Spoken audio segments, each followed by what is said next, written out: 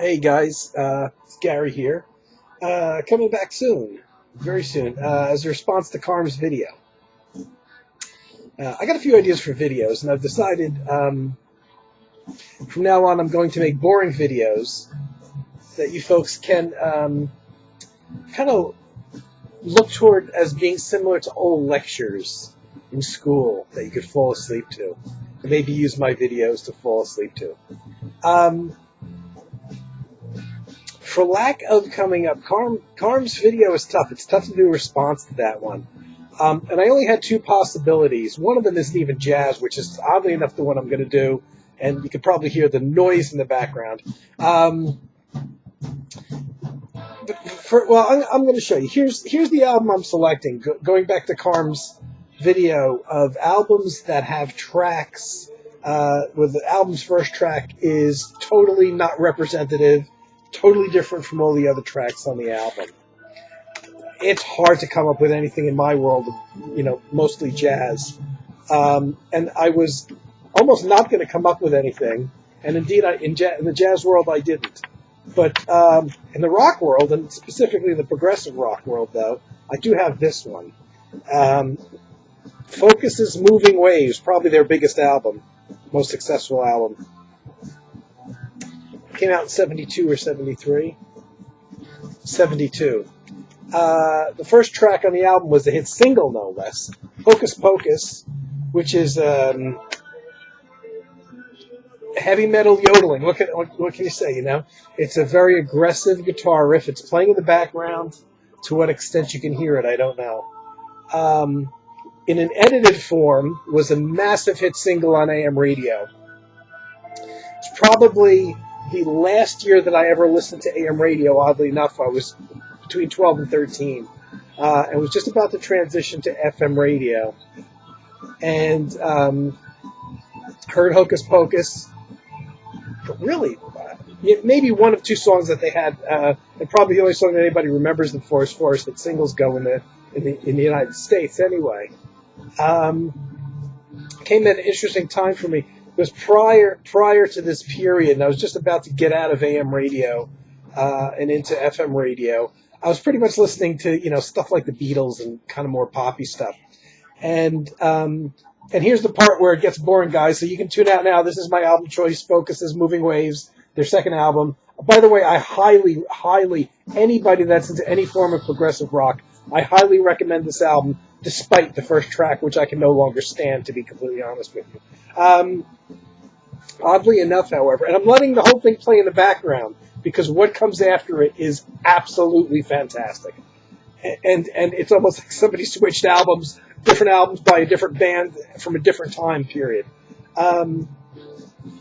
Still, the one thing that is interesting about Hocus Pocus, the song, is the fact that it's got yodeling in it, which, just give it a little bit of listen here.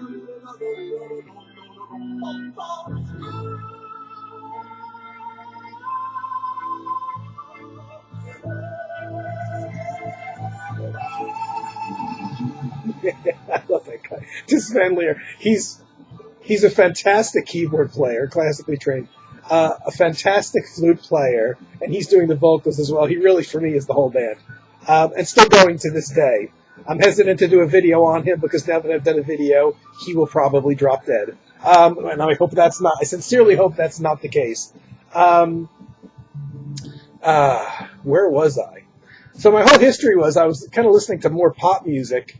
And I'm just about to transition out of it. And prior to this, listening to old Beatles and poppy stuff like that. And not really delving very much into more kind of progressive music than that. And all my old records as a kid, prior to when I was 12, were played on these really incredibly cheap plastic record players, the kind with a handle on them, with an electric cord that plugged into the wall. They had a handle on it, one speaker, it was monophonic, the whole thing was plastic. You played the records, if you played, an album or singles, whatever, they were probably, ruined after 20 playings because the needle was such a piece of crap. It used to grind the crap out of the records. So even though we essentially grew up quite poor, it was a big deal. Now, my parents decided to actually buy a real stereo, and we knew it was coming weeks before. They had actually saved up money, and honestly, the whole stereo maybe cost $30 at that time, but it was a big deal. That's how we really had no money. We had black and white TVs and everything, So my parents decided to buy a stereo, and it was primarily for us kids. And I kind of decided, all my old records, and it's funny because just all those old Beatles albums and stuff like that, basically they got put in a box and shoved in a corner and never played again. They were already pretty much ruined from the old crappy stereos. So what I did is I very quickly went out and for the first time joined the Columbia Record Club. It was one of those things where you tape a dime to their little membership form and you get, 8 or 9 or 12 albums for like a penny plus shipping or a dime plus shipping or whatever it was. All mail order, obviously. Oddly enough, I stayed a member of Columbia House till they went out of business in the 90s. So, they had me for like 30 or 40 years, or something like that. Hold on, let me go back. Okay, more like 20, 25 years. But I stayed with them until they were extinct. So I joined up once my parents told me they were getting the. Now I'm gonna boost the music a little bit because here's where it all changes, guys. The rest of the album is completely different from the noise you just heard. One of the most beautiful acoustic guitar and mellotron pieces I've ever heard anywhere in my life. And I'm tempted just to sit here and let it play. So I joined the Columbia Record House Club. Columbia Record Club. Yeah, Columbia House Record Club. And back then, mail order was slow. And I was a new member, and I guess I have to check their records to make sure that the same name and address hadn't registered 90 times, to get their, albums for 10 cents and all that stuff. Well, it probably took, I want to say, about 3 months to receive my package of albums.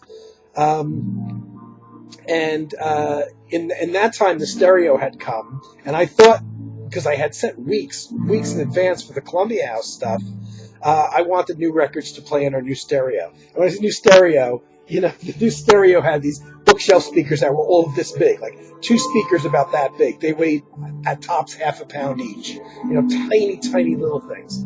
And yet it was a stereo to me. Hope you can hear the music in the background. And so in the interim, when we got the stereo, my Columbia House records hadn't come. And my parents said, okay, you can go to the record store and buy one album. This is the second time that happened. My damn phone's ringing. Hold on, guys. I'm just going to turn this off.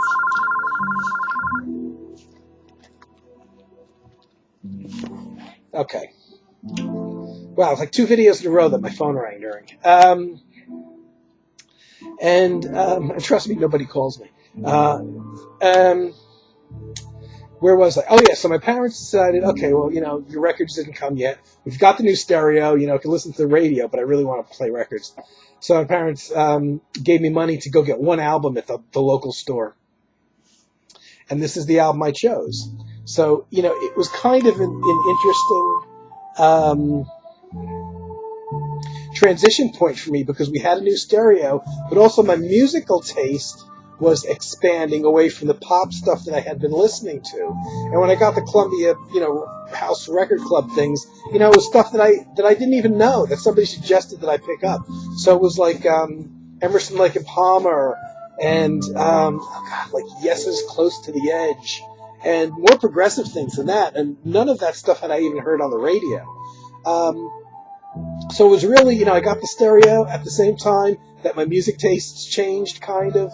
And the first album of my new kind of, musical life that I decided to buy because Hocus Pocus was a hit on the radio was this album. And I brought it home, and, Hocus Pocus, the, aggressive, rocky track comes on first, and it's full unedited version because it was, half of it was cut out for the American single version. And then this mellow stuff came on after, and I was like, what's that? And I knew it was pretty. I knew they were good musicians, but I wanted the heavy, rocky stuff. But the interesting thing was, I loved Hocus Pocus, which is really the one song I just can't stand on this record anymore. I would have never bought this if all the music on. Oddly enough, back then I wanted all the music to be like Hocus Pocus, and of course I had it on album. If all the music was like Hocus Pocus, I would have never bought. I would have never bought the CD. And the only reason I continued to listen to it was because I didn't want to pull out those old scratched up records. The Columbia House stuff was still like 2 months away from coming. I had nothing to listen to. And I kind of knew they were good musicians, and the stuff was way over my head. And I'm like, I'm just going to keep playing it anyway, And by the way, the second side is a 23-minute piece. It's a single piece. Now, that piece does get a bit more aggressive, but it never gets up to the level of Hocus Pocus, heavy. So it does get a little more aggressive and rocky, but it's a 23-minute piece with a lot of quiet sections, and when it gets rocky, it kind of builds up to it. It's more of a natural progression than Hocus Pocus. But I don't even know what I thought the first time I heard this. I was just floored. I'm like, this is like flute stuff and pretty stuff, like my parents would like this. Oddly enough, and I always, and I've got this thing, when I play an album, I listen to the whole thing in full, and what I do is I put all, if there's a track like this, in this case that stands out, that really kind of can ruin the whole vibe of the album, I end up playing it first to kind of get it over with. So I'll play Hocus Pocus, but I'm kind of half paying attention, or I might be walking out of the room, during that time or whatever. But the rest of the album is killer. It does get a little more aggressive than the flute stuff, but it's just, there's these beautiful themes. Here's the track Moving Waves, which is the title track. And I'll never forget, the first time I heard it, I'll never forget my impression. It's beautiful. It's a piano, and it's the only song on the album. It's a piano-driven track. Only song on the album has lyrics, and sung in English. They're a Dutch band, so I was surprised to hear them singing in English. Never forget, my first impression, though, sounded like a church hymn. I don't know why. There's something about it that sounds like a church hymn to me.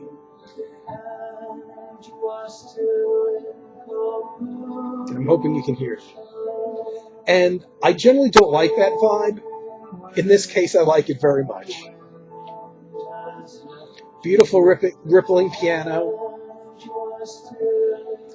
Interesting way of singing, which is another thing that struck me as odd, because I didn't know them as singers except for the yodeling on Hocus Pocus. And it's a very polite way of singing. It doesn't have any of that rock aggression that you even would hear, the yelling or the kind of over-emoting vocals that you even hear in ballads in rock music. It just struck me and I'll never forget that. Every time I hear it, I go right back to that day sitting in my basement, listening to the album for the first time, and even subsequent times after that, thinking, it sounds like a church hymn. But it's a beautiful song, a beautiful piano. The guy's an incredible talent. So that's my selection. I'm tempted to just let this whole record play and, hopefully, I don't know if it'll get taken down by YouTube or not. But that's my selection. Unfortunately, it's not a jazz album. I came really close. Let me tell you what the jazz album that I almost kind of got up here was Pat Metheny's new Chautauqua, his first solo album he recorded in '78. Because the title track, which oddly enough was released as a single, one of the few ECM singles that ever came out, it starts off as an up-tempo track, very country-ish, with guitar strumming. So it's strummed, it's a very country-ish guitar track, oriented, very up-tempo and boppy, even though it's just all guitars, there's no other musicians on it. And I almost picked out that one, because all the other tracks on there are very low-key tracks. Except there's one long track, it's about 8 minutes, that ends the album. It starts off very low-key, and in the last few minutes, all of a sudden it picks up again, and is the only other track that just for the last few minutes goes again into a kind of strumming up-tempo thing. And if it wasn't for those last couple minutes on that album, that would have been my pick. But unfortunately, it kind of almost goes first circle because it starts off with this country-ish theme, and it doesn't restate the same theme, but it does end with a very similar vibe, more up-tempo strumming with an acoustic guitars with electric guitar playing a country-ish riff over it. So Nucci Taqua, Pat Metheny, 1978, almost got the nod here. If I'm going to keep looking, but with jazz albums, there's most of the individual albums stay in the same direction. So it's hard. I'm going to keep looking as I play music, this weekend and see if I can't find anything else that fits. Almost unrelated though. I just got Tis Van Leer, Taze Van Leer, who is the leader of Focus, who is the guy who yodels and plays flutes and sings and plays keyboards. I just got one of his introspection series, number 2. I think recorded in 1975. Right now there's 4 or 5 of them. I just wanted to mention this since I'm mentioning Focus. I'm not going to do a video on Focus. And this is very different. This is a solo album that was... he was doing solo albums in conjunction with Focus's most active period, which was the mid-'70s. He did a series spread out over a number of years of solo flute albums playing mostly classical music. Every once in a while he does a piece that he wrote for Focus that's been rearranged for orchestra. But it's all orchestra and him playing flute. Unfortunately, he doesn't play any keyboards on it. And it's very much in a classical vein, just orchestra, no drums, no bass or anything. And I just bought Volume 2 because I came across a copy of Volume 2. It seems to be the hardest one to get out of the series. And I wanted to get them all, so, but I went for the one that was the hardest to get. I only found one new copy ever, so I snapped it up. Beautiful album, but just flute and orchestra. The talented guy, incredibly talented guy. And just to amend my previous video, this has nothing to do with today's video, I did get my used copy. This is maybe the third or fourth. I think this is only about the third used CD I ever bought. Unfortunately, it's out of print. Jim Hall 3 on Concord Records. I did my Jim Hall video. When I was pulling out the vinyl, I pulled out this album, which I love very much, but I haven't heard it in years. And I thought that I had purchased the CD edition of this, but I got it confused with one called Jim Hall Trio, which I actually thought was the same album that I did buy on CD. And when I went to go look for it, it had been long out of print, and someone was asking for a new sealed copy, about $400. So I bit the bullet. For $8.50, I got a used copy. I did my thing. I threw the case that it came in, what do you call slip case, the jewel case. I threw it out when it came. I washed the CD with soap and water in the sink, and as well as the booklet inside, which I'm just crazy about. And I have a box of like 100 new cases that I use. So I got it. Sounds great. Sounds better on CD than it did on album. Nice and quiet. Love this album, and I just wanted to amend that I finally did get the CD. I think it's literally the third. I can only think right now of only one other used CD that I bought, and that was Bobby Hutcherson's Un Poco Loco, because that was also out of print. Though there might be, I want to say there might be one other that I bought, but I can't recall what it is right now. So that's my video. I was going to talk about other stuff, but let me try to keep this as Carm's subject matter requested. And guys, if you're into prog at all, especially 70s prog rock, which I don't even bother with anything after the 70s. All those new bands and the Dream Theaters and the Spock's Beard and all that stuff, I can't stand that stuff. But if you're into the stuff when it was a little mellower, milder, subtle, this would be really the only album you have to have by them. This beautiful, beautiful album. Even with Hocus Pocus at the start, which That's, to me, that's nothing. So that's my response to Carm. I'm going to come back and I have a few shorter videos planned, but they're all exceedingly boring. So you might want to pile them up in a playlist and play them to help you go to sleep. Okay, guys, it's Friday night.